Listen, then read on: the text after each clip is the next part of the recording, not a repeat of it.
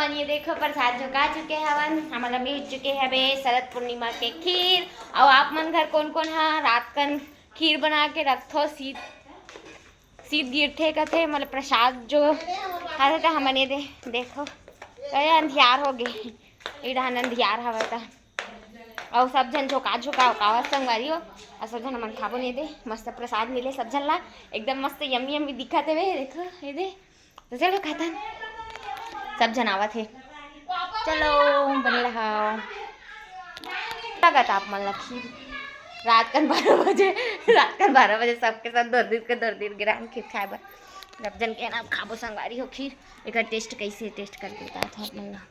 अब वैसे तो प्रसाद कैसनो बने रहा है अच्छा लगते चाहे वो काम कैसनो बने रहा है।